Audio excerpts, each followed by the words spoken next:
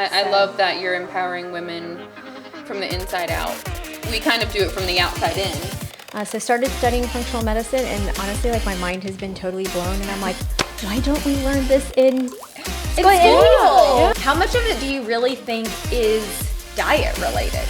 I think that it's insurance companies with big pharma that do not want true healing. That's where it's like, what the heck? You know, what am I doing? What is the missing piece? 40 is like the age that like really gets people's attention. Like, oh my gosh, I've gained 15 pounds and it's not moving. And we have to have you come back because we didn't even, I mean, like, we just spent the whole Scratch time. the I think there's so many things to continue to talk about.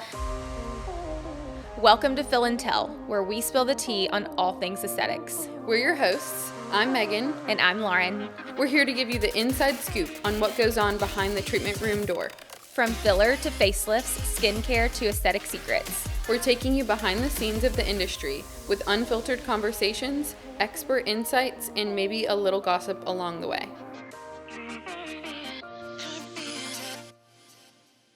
We're back on the podcast. Hello, everyone. It's been a while since we've been here. I know. But we're excited to be back in the studio. We have a special guest today, Emmy Hartsfield. She is a board-certified nurse practitioner, mom to 3, Tallahassee native. She walked away from conventional medicine after realizing how many women were being dismissed, over-medicated, and told everything was normal. She kept seeing the same story, women doing everything right, yet feeling exhausted, bloated, anxious, trapped in their bodies, and that they just didn't feel like themselves anymore. So her mission is simple, to help women find true food freedom and finally feel confident in their skin again, which is something we feel passionate about. Absolutely, every day. With Fill and Tell, we just feel like this aligns so beautifully. This is someone that we have anticipated coming on. I know the wellness space, the functional medicine space is buzzing, obviously. Yeah. And I feel like more and more people are super intrigued and interested by it. And I think that a lot of our patients and clients overlap because we see patients who really want to look and feel their best, and that's why they come to you. So I think that the two worlds just collide really beautifully. They do. I love that you're empowering women from the inside out. We kind of do it from the outside in, but I feel like these two worlds collide so well. Yeah. So I'm really excited to kind of start the topic. Happy to be here. Okay, so tell us kind of a little bit about your background and how you got into wellness in the functional medicine space. So I worked in family practice 12 years, saw lots of women because we were an all-female practice, and just got really discouraged with what I was able to offer people. You know, it's like they come in for physicals and they don't feel great and they're anxious and they are tired and brain fog, and my response was, when is your mammogram due? When is your next pap due? You know, and it's like, we have to do better than that. Right. So that led me to explore, where is the disconnect? What else can we be doing? And how do we better serve women who feel like this? So started studying functional medicine, and honestly, like, my mind has been totally blown, and I'm like, why don't we learn this in school? Yeah. Like, it just blows my mind now. So what do you think is the driving factor behind that? The reason why we don't, I mean, because even the doctors that you probably were working with don't learn it. Yep. It certainly wasn't something that we learned in PA school. This is a little conspiracy theory, but like, do you think that big pharma is driving that of like why we're not learning more of this in school? Yeah, because if you go and do any legitimate search, all of this comes up. At first, I thought like, oh, this is just like a totally different camp with a totally different thought process, but like, it's legitimate. And I've seen the outcomes over and over, and I'm like, this is the way to do it. But I think that it's insurance companies with big pharma that do not want true healing. Yeah. They want us to be on a million medications. They don't want to cover just like, you know, lab tests that would actually get you some answers and help. Yeah. And it's absolute, I'm convinced. Do you feel like we might see a shift in that with younger generations going to med school, going to NP school, going to PA school? Do you think that may shift, or do you think that big pharma is still going to continue to run us all into the ground? I think that they're going to do their best to not let that happen. Yeah. But post-pandemic, there's a huge trust recession.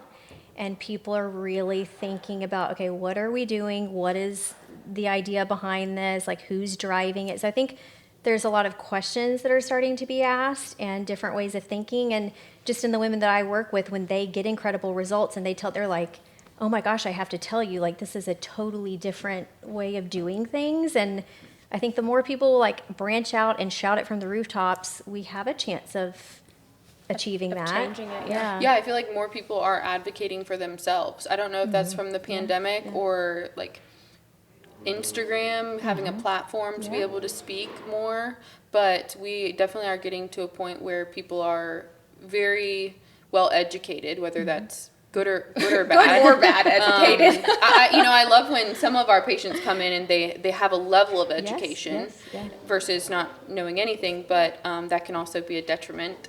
Sure. Okay. The TikTok world and Right, everything like right. that. What do you feel like when patients are coming to see you? Like, what's that big driving force for them to leave? Yeah. What we've all been taught is just Right. to go see your primary care Yep. or urgent care or whatever it is. What do you feel like?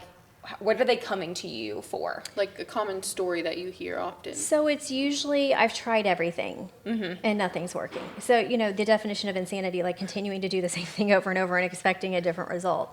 And so most people are like, I'm listening to all the, they are doing their research on social media, but they're trying all these random things that may or may not work for them. They have no Right. answers about like what's actually going to work for their body. They go to the doctor, they list these symptoms, and the doctors are telling them, this is just part of getting older. You have kids, you're going to feel like this. Yeah. And Well, and I saw you, I was, of course, like I always stalk your Instagram, I feel like since we met at Sarah's Salon, and maybe I was like in the weeds, but you posted a reel and it was basically acting like you had walked into a patient's room. yes. And they said, I can't remember exactly, maybe I'm bloated, I'm feeling this, that, and the other. And you were like, okay, you're anxious, here's a medication. prescription, yeah. And then, you dictate it and it's like 25 minutes Right. spent counseling the patient Right. on diet, Diet and and exercise. Exercise. But really- that's like a great billing code. You Yeah, get great it is. reimbursement for that. But did you do any of that? No, How much of it do you really think is diet related? A lot. Well, even more than diet related, I'd say in 99.9% of cases when we're talking about like the root cause, it's gut and the gut microbiome. And I do think that even in the conventional setting that this is going to become more of, a discussion, because it literally from mood, weight, skin, autoimmunity can be traced back to the gut and the gut microbes. And the way we eat greatly influences what our gut looks like, what's growing there, what we're feeding, what we're starving. So I'd say more than nutrition, it'd probably be gut. Okay. But strong parallel there. So say Lauren and I eat the same thing. Naturally, are our genetics going to be better or worse? Like say I eat fast food, Lauren eats fast food, but for whatever reason, my mood is fine and hers is not because of genetics within the gut too. So the genetics would be a layer on top of gut. Okay. So the gut I look at as more of like a real time, this is what's growing, this is what we're feeding, this is what's, playing a role every day. The genetics are like the overarching impact that is then had on the gut. So yes, there are definitely genetics. It's this whole world called nutrigenetics. Okay. So specific genes that are somewhat modifiable, in other words, the environment that they're in will cause them to express either positively or negatively. So if you have a gene, let's just say, I don't want to start throwing gene names out, but let's just say you have a gene that does not do well with like saturated fats. If you go and have fast food, that's going to affect you very differently than someone who doesn't have that genetic. Okay. So Is it's there a almost test like- for that? Yes. Oh, Yeah. okay.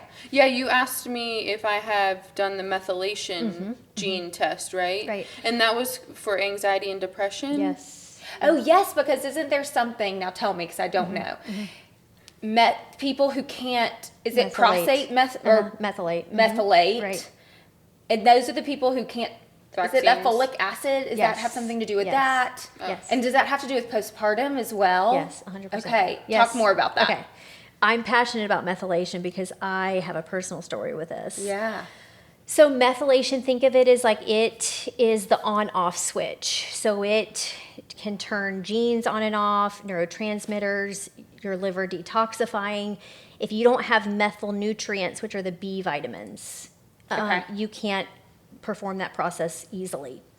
So folic acid, for instance, every time I mean, anyone who's pregnant, they recommend folic acid. Folic acid is nowhere in our body. It's synthetic. We need folate. So if you have a variation or you on your genetics where you don't methylate well, that folic acid, it's like if you have an accident on I-10 and you are continuing to put cars on the ramp. It's actually not just not helpful, it's actually harmful. So you can't convert that inactive form of B vitamin to active, like usable folate. Okay. So when I was pregnant with my oldest child, I took prenatals. I did not know that I had the classic like MTHFR, which there are a lot of different methylation genetics, but MTHFR would be the classic one. And I developed severe preeclampsia at like 32 weeks. And he was born prematurely. He was life flighted to shame. It was this whole big thing. So when I conceived again, they actually did test that because I had no risk factors. I wasn't overweight. I didn't smoke. Like I ate well. And so they found this gene. So the prenatal vitamin that I was taking was actually contributing to that whole process. Okay. Because you couldn't. Because I was taking Couldn't turn folic it acid, I couldn't Instead turn of it into folate. anything. Yeah, you could. So it was just building up. Right. Wow. Yes. And there's no way to know this unless you test for this gene. Right. Are there other symptoms of everyday living that you would have? Anxiety, Okay. more addictive personality, hormone imbalance. Okay. It plays a big role in a lot of different things. Okay. And just from a family history standpoint, personally, lots of, anxiety, depression, addiction, that sort of thing. And so basically at the end of the day, you need a methylated B vitamin to feel your best. If you have So any it's already variations been on this, converted. it's already in the usable form. And I think that's what we heard on a podcast with Gary Brecka. He was talking about methylated multivitamins. Yes. So that's what that's why I started taking the Ritual ones. Do you like that brand, Ritual? I do. It's supplements are this whole big world of like Okay. how is it regulated, where is it stored? Yeah. So I do have like my favorites. I have an e-store that I like carry my Yes, I favorite was brands. looking at your brands that you like. Yeah, and Ritual's a good one. You It's like not on Thorn. there. Thorn is Okay. good. Okay. Yep. I think he had mentioned the methylated vitamins, and so I Yes, typed it yeah. in and Ritual Yeah. popped up, and I was Yeah. like, so the MTHFR gene, isn't that also, and this could be going down a rabbit hole, but babies who get vaccinated and can't process that vaccine is because they have the MTHFR gene? Sometimes, it- yes. okay. But so there's lots of different methylation genetics. MTHFR is just one of them. Okay. Okay. So like on the test that I do called DNA Core, it's the whole panel.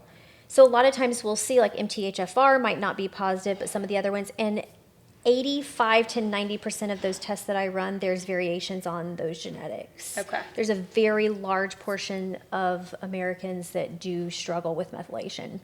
So yeah, so that's all come to light with the vaccines and kind of the perfect, and that's why I don't think it's like one thing. It's not just the vaccines, it's the environment, the genetics, all of it. So. Yeah. How many people or how many women would you say can't methylate? Is it a larger percentage it's than more- people think? Oh yes. I mean, I can count on one hand. And it's better. The better question is like, who can? Oh, really? So do you think that's a leading cause of anxiety and depression? I think it's a and- big cause. I think that, so if from anxiety and depression, methylation, and then the gut, because 90 to 95% of your serotonin and neurotransmitters are made in the gut. So the gut is the producer, and the methylation is what actually turns it into usable form. Okay. So the two of those together would definitely, I think is the biggest thing. Yeah, so you've recently transitioned off of your Lexapro, Yes, right? I was on that for a long time. And I was on Lexapro for a very long time. I recently transitioned onto Cymbalta. But can you just walk us through the gut connection with Yeah. like specific, if there's any specifics with anxiety and depression? Because I feel like a lot of people can relate to that, especially me coming from not having felt like I grew up with anxiety, but I got to PA school and everything changed. Just high stress, high workload, studying all the time, and all of a sudden I was crying every night, and I was having just all these imbalances. And Lexapro changed my life at that time. It was amazing. I had mental clarity. I've tried to get off of it and get on it several times throughout the years, and I don't know how to really describe the anxiety I have. I don't have panic attacks. I don't.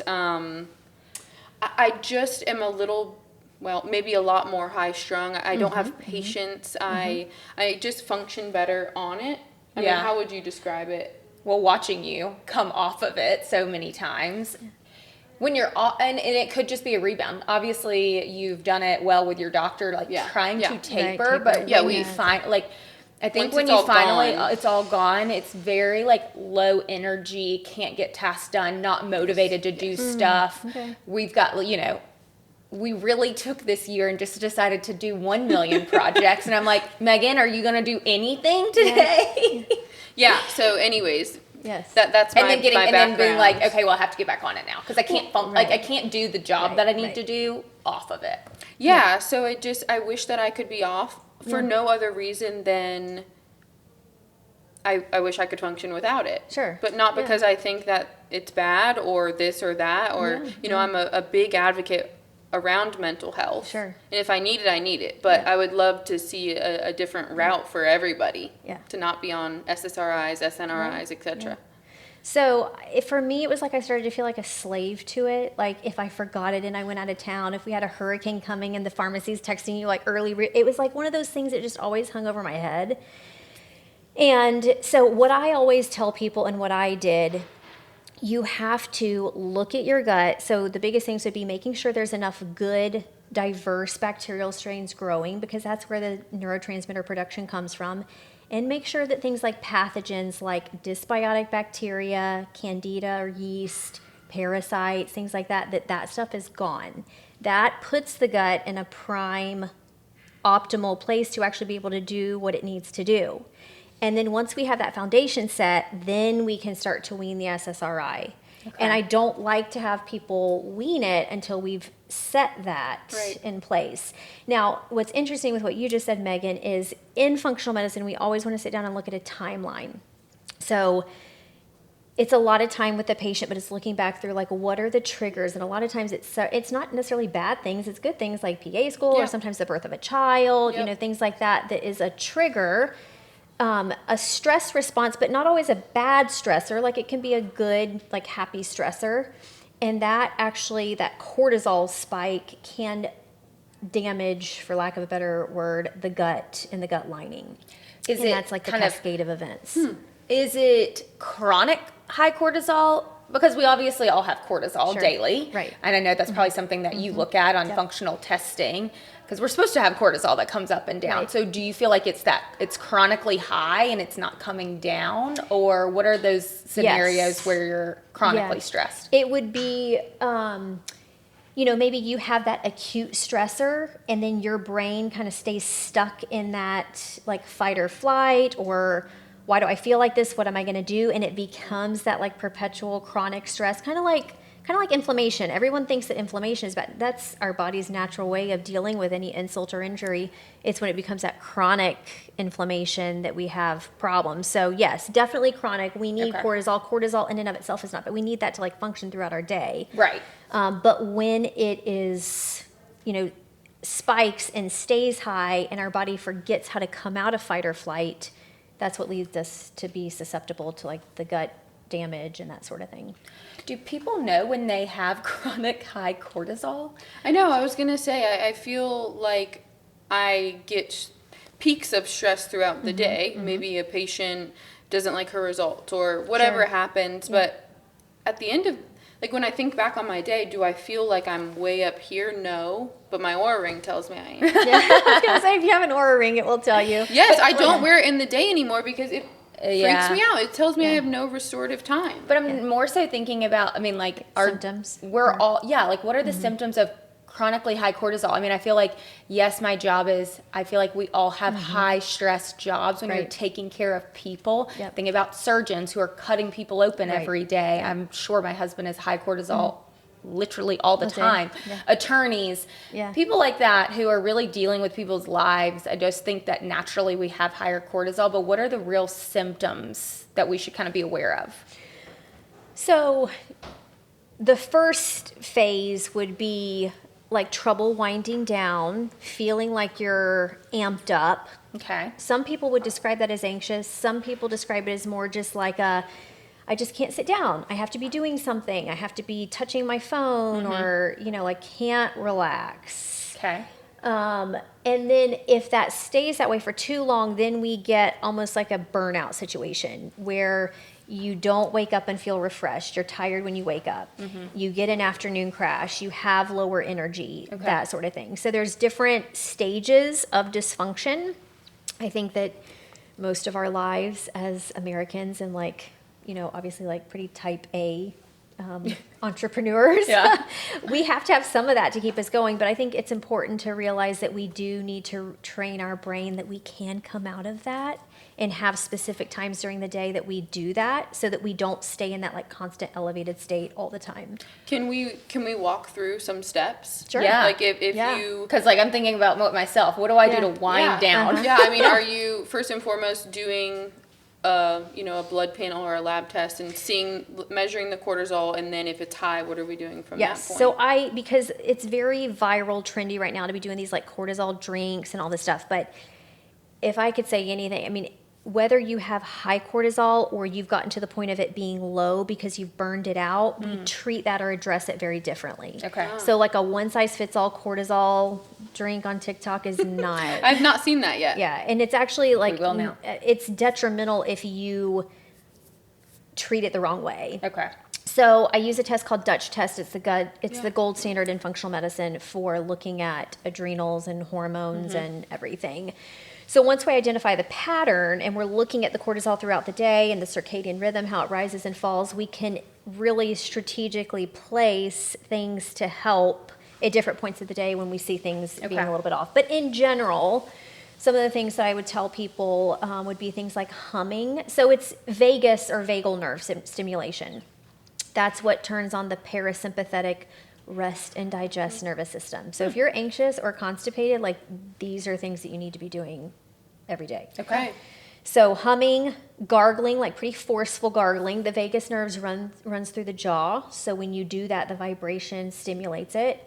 We can also do it through the diaphragm. So doing some deep breathing, which every time I go through this list of things, I feel like we're all thinking, this sounds ridiculous. Is this really No, gonna work? I'm thinking you're Andrew Huberman telling me to go. We do Wim Hof breathing. Yeah, there you go. Yeah. No, I love it. I'm about to go home tonight. There you go. So I Humming love, at certain times of the day or gargling at certain times of the day? Is this a nighttime activity? it doesn't matter. Doesn't matter. Okay. Nope. It It's can turn just on any- parasympathetic Yes. response Yep. to rest. I Okay. usually tell people to tie it to another habit so it becomes a habit. So when you're brushing your teeth or if you go for a short walk, hum on your walk or hum Okay. driving home from the gym or whatever it is. So tie it to an existing habit. But I love the breathwork app. And then things just underrated things like getting some sunshine in the morning. If you wake up before it's light outside, use a red light device. Do you have one that you like a bedside red light? I do What is it? Loombox. I just saw that they were on sale, Yes. and I was like, "How does this work?" Because it's so small. Yeah, but I've it seen a lot of is- people using it as a handheld. yeah. But do you just turn it on first thing in the Yeah, morning? so you turn it on the red light setting and just put it on your Okay. bedside table, or if I'm getting the boys' lunches ready in the kitchen, I turn it on so the light illuminates. Okay. But yeah, it's amazing. Okay. And then that feeling when you go to the beach and you're standing barefoot in the sand and you're standing in front of the ocean and just that feeling that comes over you. Part of it is, yes, the beach is beautiful, but part of it is just standing barefoot and making yourself feel small. Yeah. Wherever that is. So if I take the dog out at night, I'll step out off the porch and look up at the stars and just kind of orienting ourselves. Okay.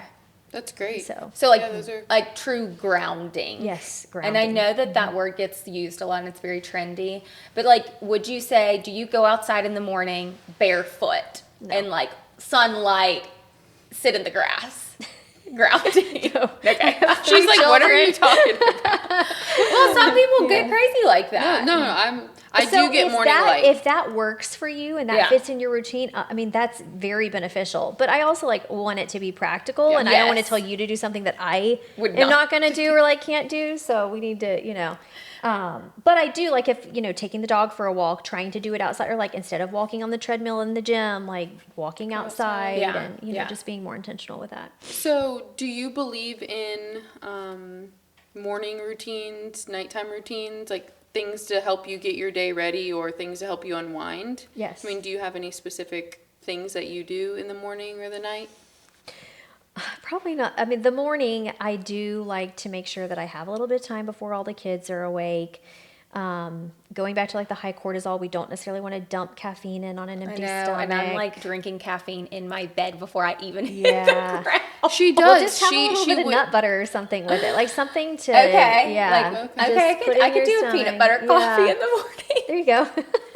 But it's not supposed to be with your coffee. She said it could be. It can be. Like, just don't be drinking coffee all morning on an empty Lauren wakes stomach. up and Brian brings me coffee to bed before I've even gotten out of it. Which is a nice gesture. It is, right? That is gesture. very nice. Or if we're like both working out in the morning, you have your coffee while you're working out, but I wait. I wait because I let my cortisol rise on its own, like I was told today. Megan, though, loves to follow the rules to a T. And I just like sometimes it makes me feel good and it tastes good, so I'm like, I'm gonna do it. I think that's why I wonder and get frustrated about being on anxiety medication, because I do feel like I follow the rules. Like I do get morning light. I have a dog, so I'm not going out of my way to get morning light. It's just what happens. Sure. I really try to be mindful about not always being on my phone, or on the weekends I was practicing where I didn't go on social media for the weekend. So I think that's where it's like, what the heck? What am I doing? What is the missing piece? And I will be fully transparent, like my diet this past year specifically with the million things we've taken on could be much better with whole foods and cooking at home. So yeah, Megan's a Chick-fil-A Lifesaver gummy girly all day. I mean, let's be honest. Okay. So, but I will say the Chick-fil-A doesn't make me feel bad. So maybe I have methylation. She's used to it at this point, though. So I would say, and I hear this a lot, and I think that the missing piece for a lot of people is like actually looking at the labs that matter and knowing what the missing piece is, like figuring out the missing piece. And because I've never done that. Right. And, and that's what's crazy is that as a 32-year-old woman who wants to get pregnant one day, like all of these things that you start thinking about at this age, I wish I knew about at 25. We both listen to a lot of podcasts, and lately I've been listening to a lot of like fertility podcasts, and who's that OBGYN that I love? Natalie Crawford. Yeah. Okay. Do you work with a lot of fertility patients? I do, but I wouldn't say that's like my niche is definitely more like weight loss, like really stubborn weight, like that kind of thing. But a lot of people, especially like even like later 30s, and they've prioritized careers and they've been on birth control pills for a long time. And then it's like, oh no, like I thought I was just gonna be able to stop and this isn't working now. I mean, making sure that the gut is where it needs to be, that hormones look good, that we're doing what supports your genetics. I mean, that's like the basis of all of that. Yeah. I know this is a really broad question and maybe you can't answer it, but is there a specific age that you feel like someone should get a functional medicine workup? Or is it coming with like if they're having a problem? Yeah, I say like not to wait for the problems, because we're really like, when we do this testing, I want to empower you to know what you need to do over the next 20 years for optimal health and really like personalize your health. Now, granted, like by the time people are willing to make an investment, they usually have a symptom that they want to go away. Right. But a lot of women come and they're like, I just want to set myself up for an easy menopause because that sounds horrible and my mom had terrible, that kind of thing.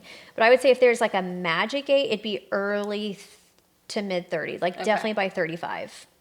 Getting some testing, getting some lab work, really looking at your gut. Yes, because most people will say like after 35 things started being like going downhill, and it's a gradual decline and like a slippery slope. Right. And sometimes by the time they realize it, they're up to, close to 40. And that's usually 40 is like the age that like really gets people's attention. Like, oh my gosh, I've gained 15 pounds and it's not moving and I crash at 2 p.m. every day and I just can't do what I used to do. But I'd say if we can catch that in earlier, early to mid 30s, that's ideal. I want to go back quickly to diet really fast and just kind of get your take on,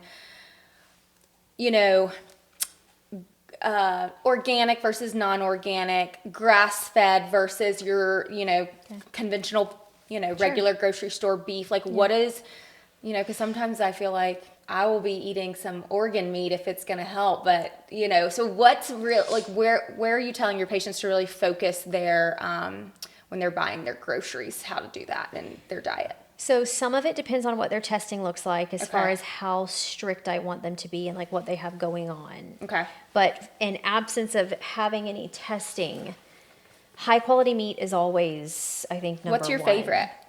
I always do Butcher Box. You do? Oh, Okay. Yeah. good to know. Is all of theirs Grass-fed and Grass-fed? finished. They have Okay. some grain finished, but they clearly label it. Okay. It's all organic. I find that it's just easier to have it come to the house routinely than have to, and just from a cost perspective, when I go try to find other stuff, it's hard to find. Have you ever had Force of Nature?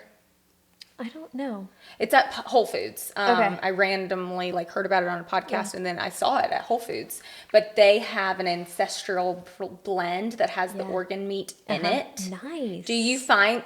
What's your take on organ meat? Like, I think it's great. Is iron something we all need? Okay. Yes, we all do need iron, but if you're iron deficient, then the question is why? Okay.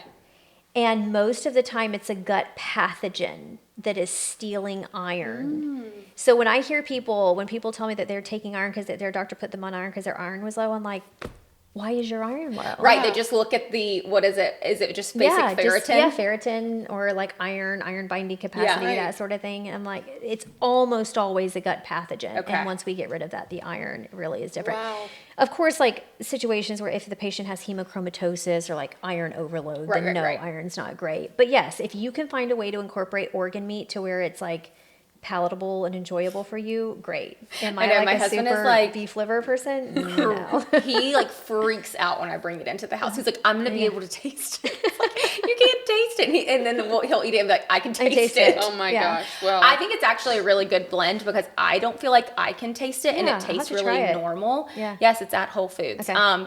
But what else are you looking for? Yeah, so organics? Okay. Organic is great, but I always tell people Dirty Dozen Clean 15. Okay. And download the Environmental Working Group app. Know which ones the Dirty Dozen you want to buy organic. The Clean 15 doesn't make as big of a difference. If you are overextending yourself financially to buy organic, that financial stress does Right. it's not a benefit anymore. Okay. But overall, just as far as, there's a couple ingredients that are like hard no's for me. Yeah. And that would be aspartame, Oh gosh, so Diet sucralose. Coke. Yeah. Okay. I used to be a Diet Coke addict. And listen, if I go through the Chick-fil-A drive-through today, I will have a couple sips of a Diet Coke. It won't kill me. It'll be fine. But I'm all about it being practical. But in general, yes, we don't want to. It's that and sucralose are very disruptive to the gut, very disruptive to hormones. It's one of the first things that I take women off of when I start working with them. And when I say take them off of it, I just mean find things that they still enjoy that don't contain those ingredients. Okay. And like coffee creamers would be a big source of those sort of things. How do you feel about dairy? Dairy gets a bad rap. I agree. I got back on dairy this year, and it's been the best thing ever. was gonna say. Mostly because it tastes Right. so good. Yes. yeah, you went through a Oat milk really and- big period of oat no milk dairy. is the worst. Please Go off choose about dairy. oat milk. Yeah. Please. Oh my gosh. Because I think that It's there is bloat so milk. much misinformation Yeah. on not drinking milk. So So tell we us put about oat milk. milk in our coffees, and then it just completely Yeah, spikes no, our oat insulin, milk. right? Yeah, oat milk is terrible. Okay, well, how do you feel about, dairy and the people who all think that they have IBS? Okay. Do you actually think that they have IBS and lactose intolerance? Are the two related? I don't know. Oh. There's just so They can many be women out there related, that are yeah. like, I can't have dairy. I can't Yes. have this. Yeah. I can't eat heavy Well, cream. I there's- can't have this yeah. sauce. Especially within the acne. So yeah, I just am Sure. curious. Yeah, no, that's gut dysfunction. That's Okay. not necessarily, it could be dairy, it could be eggs. Eggs are a higher offending food than most people think. Could be gluten. Like there's a lot of different things. Okay. But most of the time that's like a leaky gut kind of situation. And once we heal that, like I had a client who was told from childhood that she had celiac. She would get this horrible rash. She had to be on prednisone every time she ate gluten. Wow. We did her gut testing. She had several different types of bad bacteria. We used natural antimicrobials to kill it, and she can eat gluten and has nothing now. No reaction at all. Really? It's so weird. It like gives me chills every time I talk about it because I'm like, stop, that is crazy. Yeah. So yeah, I mean, DNA Core looks at lactose tolerance. I don't see, I mean, some people have lactose intolerance, but it's not overwhelming. I mean, it's not like crazy high numbers. So I'd Okay. say if you heal your gut, you probably will tolerate dairy and a lot of other foods a lot better than what you're. So for everyone out there who is just loading up on oat milk, yeah. what would you say to them? That's what I said. I call it bloat milk. Like Yeah. it makes you bloated. It spikes your sugar. There's no protein. Most of them, I mean, like Oatly or whatever that terrible brand. Like look at how many gums are in that. Like Yeah. no, please drink the cow's And they're milk. having it first thing in the morning, probably on an empty Empty stomach with so- caffeine. And what about the GMOs? Yeah, that's a pretty hard no for me too. That's heavy in oats, is it not? In grains? Can be oats, but mostly like corn Okay. and soy would be the Okay. biggest. So I do make sure, like if I get corn or like corn-based products, that I make sure I buy them organic because then Okay. they're not genetically modified. But again, like I don't want anyone to, I'm very anti-food fear. Yeah, I don't yeah. want anyone to feel like if I have this, something, it's like, no, just be informed, choose the better things 80 to 90% of the time. And the other part, like let it go and enjoy life. I'm going to ask you how you feel about my husband's diet. Just need to get it. I want to put him on blast for a second because we were just talking about it the other night. He grew up in Wisconsin. Yep. And they love, obviously, meat. We are a red Yeah. beef Yeah. eating family. I mean, I can't tell you the last time we had chicken in this house. But also, it's just like a lot of, it's potatoes, it's, sometimes like a rice, but, Heavy carnivore. it's a lot of meat and it's not a lot of veggie fruit. Like, where do you think that there's some opportunity to improve that if you are struggling with, certain things? Do you feel like you need to have chicken or a white meat? Do you feel like you can live on this red meat only? Do you really need vegetables or can you supplement with greens? Like, Okay. and then I'm going to send it to him and Okay. make him listen to this clip. Gosh.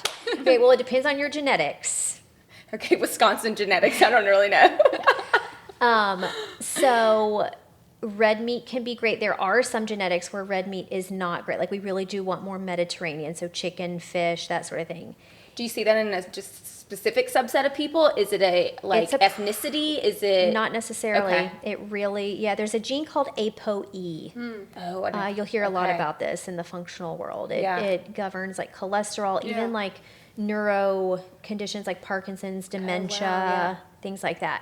If ApoE is in a diet with heavy red meat, the outcomes are not as good as Wow. a setting of Mediterranean, like so fish and that Okay. sort of thing. From a vegetable perspective, the greens powders, that maybe counts as like a half to one serving a Okay. day, but overwhelmingly, most Americans are very deficient in fiber and like actual phytonutrient intake in the form of vegetables. So I always tell people like do a challenge with yourself. Like if you get consistently 0 to 1 servings right now, make it a goal to get like 2 to 3. A day. And then yes, Okay. and then up it from there. But Okay. I look at some genetics where like antioxidant enzymes, if you have variations on your antioxidant enzyme genetics and you don't neutralize free radicals very well. So this plays a big role in aging and that sort of thing. And you don't eat very many vegetables, you're accelerating the aging process because of that. How do you test for an antioxidant? So that's all in DNA Core. Is it? Okay, so what are the main tests that you're testing for? So gut, we're looking at the gut microbiome. This is Okay. all in DNA Core. No, this is Separate? Overall. Yeah. Overall. Okay. The 3 big ones that I would say are gut microbiome, Dutch, which is looking at hormones and adrenals like cortisol, and DNA Core is looking at Okay. the genetics. So those are kind of the three main ones that Those you're are the running three big on ones. people. Yeah. Wow. Okay. And then you mentioned that you don't really love supplements. I do. I like targeted supplements. Okay.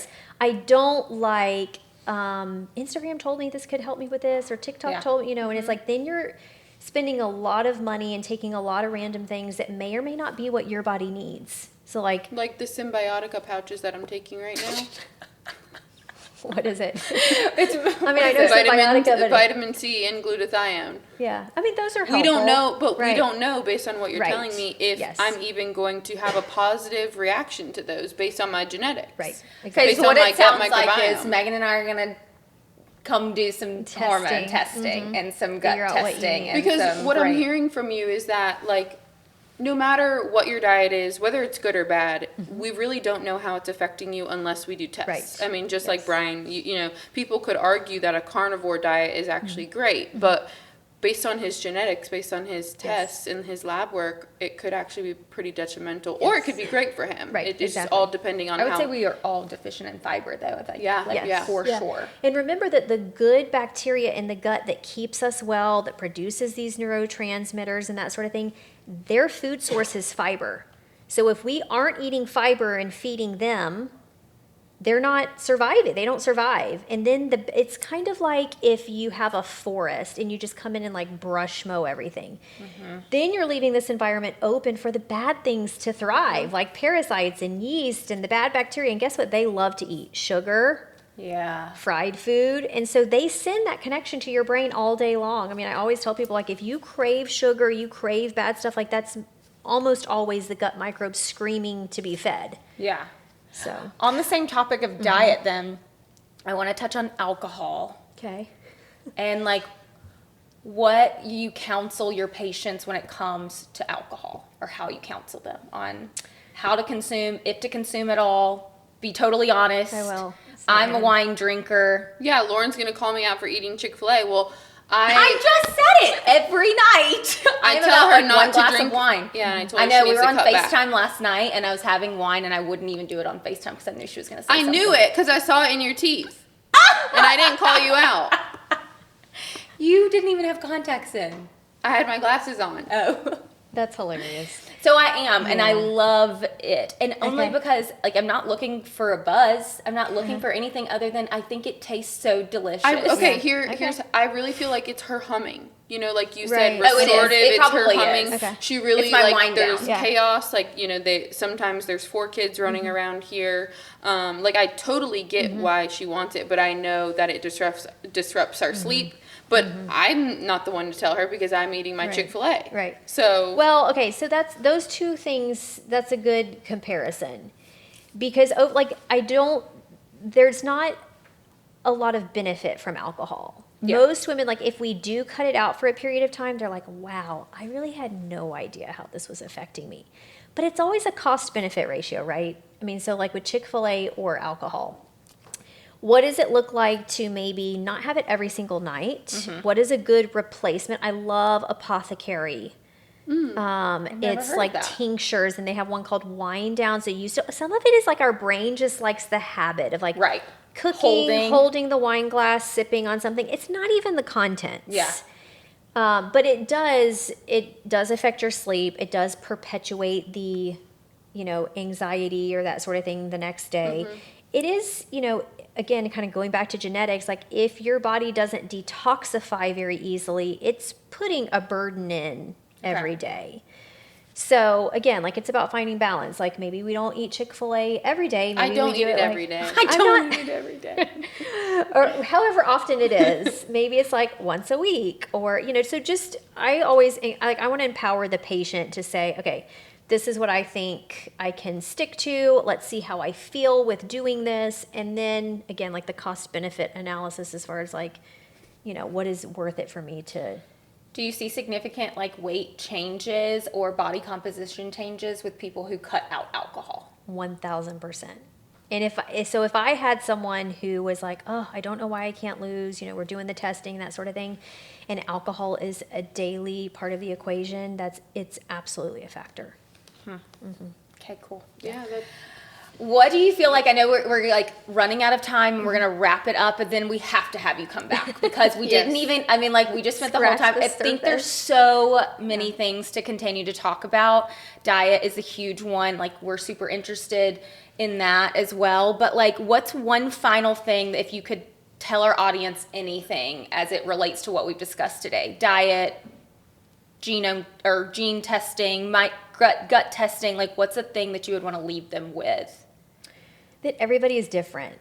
And I really do, like, part of the reason I left conventional medicine because nothing is personalized. Everything is a protocol. Everything is, if your labs look like this, put you on this medicine. So figure out like what works for you.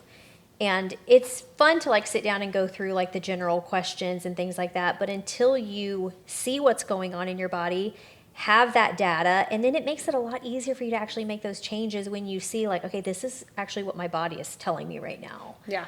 But yeah, I think the personalized piece of it is huge and probably the most important thing. It sets you up for success too down the road because, like you said, with I think you mentioned free radicals, right? Yep. That down the road for me would be fine, to eat meat, but maybe for somebody else Right. would really be detrimental. Yeah. And so I like just taking the guesswork out because Yeah. I think so many people who come to me are like, I'm just tired of trying to figure it out and trying all the things that worked for my Right. sister or worked for my friend, and why isn't my body responding? So getting those answers and taking the guesswork out is a And big those piece of tests that. give us those specific answers. Yes. That's awesome. You heard it here, everybody. Go get your labs tested from Emmy. Yes. Thank you And so much, Emmy. guys we're for going to having me. absolutely have to have you back because we have a million more questions to answer. This is going to have We to didn't have even a use our part cards. 2, a part 3, a part 4. Yes. But leave questions in the comments that you maybe want to have answered the next time that we bring you back Yeah, because I think there's so much else out there that we, again, didn't cover. So leave us some comments, leave us some questions. We'll take those in and then we'll bring Emmy back very And soon. then just tell everybody like where they can find you, your website, Yes, your absolutely. Instagram. Yeah, so website is www.emmyhartsnutrition.com. And you can look at all that. And then They can fill out a consult. Or Yes, they can, so I like to become do a- calls to Okay. kind of discuss each case and that sort of thing. But Instagram is emmy.hearts.np. Okay, N as in nurse. And Yes. you put out so much great Yes, just information great and content. education. It's fabulous. Thank you. You're welcome. Girls. Thanks, Thank you. everybody. We'll see you guys next time.